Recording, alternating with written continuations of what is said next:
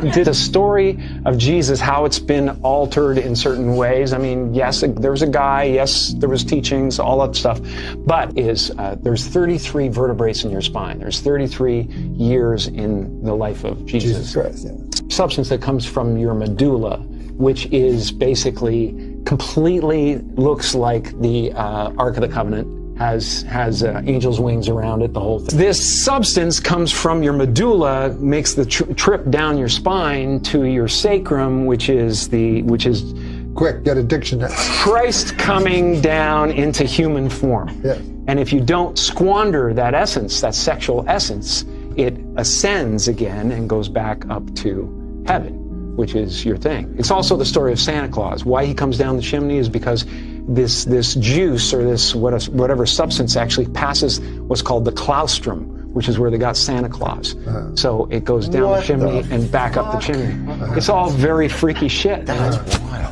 The parallel between that and alchemical sex is that I think he probably saved it, so that he could be clear, so that he could be sharp. Many niggas to bust 3 nuts back to back. How fucking exhausted are you?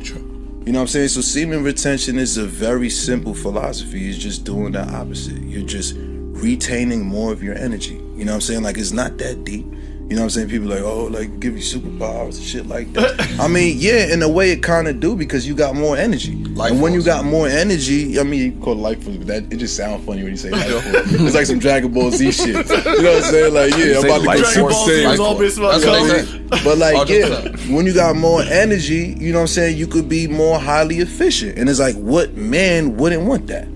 Especially if you somebody led by purpose, like, you gonna want...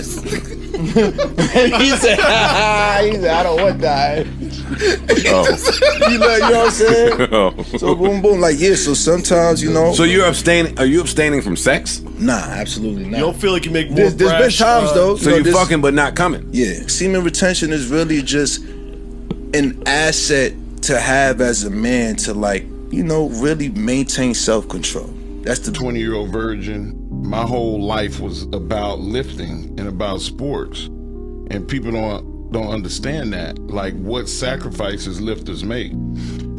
Before 92 and before 96, I took a year of celibacy.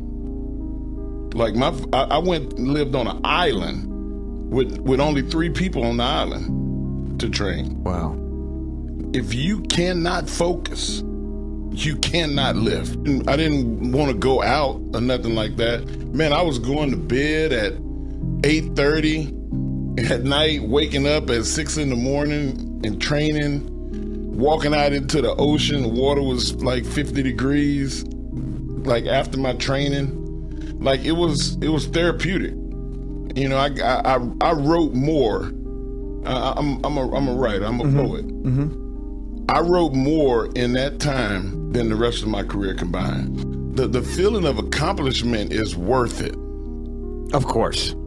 I've had the bar fall on top of my head, hit my shoulder, pin me to the ground.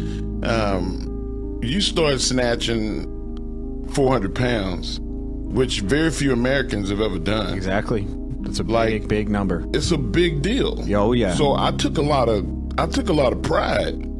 I wanted to be the best American lifter ever. And no time for girlfriends? No time, because I'm so busy running around playing basketball. You have that hunger to win? I want to be the best player that I can become, and I would do anything to accomplish that. What do you mean you'll do anything? Like, I'll go out and I'll play basketball from 6 a.m. till 12. There were times growing up where I was exhausted at times. But I would push myself. To be the best. To be the best. Yeah. Do you ever get distracted? Would you get distracted if you saw Rihanna and Cara sitting courtside? I gotta be honest, I'll be honest. I gotta be honest. You're ahead of the game, man. Listen, man. When I'm playing, I'm about my business. Really? Oh yeah, I'm about my business. You don't even notice anyone when, like, even when Jack Nicholson sat there? The only thing I notice before every game is I look up at them championship banners and think about that. Be celibate, like, really, like, I'm a monk. I'm being, like, faithful to God And then I'll go like working out, no carbs, like my weight will fluctuate. And I'll have times I'm like, I don't feel like being told what to do. So I don't want to work out with a trainer.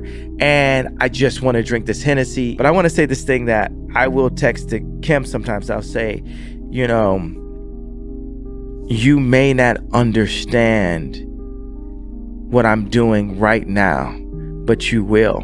And that's what I would say to everyone. Future is our confidence and self-esteem. All this rape and gangbanging and killing and 30 niggas fucking one girl, they all come from a low self-esteem and no confidence. As soon as we get our confidence, because I don't think like that. I don't think let me fuck 30 bitches. I don't even think like I want to be in a room when other niggas is fucking a bitch now. I don't think like that no more.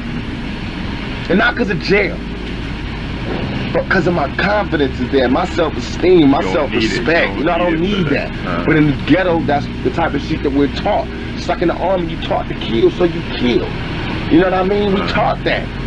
My older niggas, we taught that. That the only thing we good for is our sexuality. Now I use that to make money, but I enforce my strength, my mind strength. That's what's more important to me now. The niggas see that there's not no accident. I plotted every single step from this to this.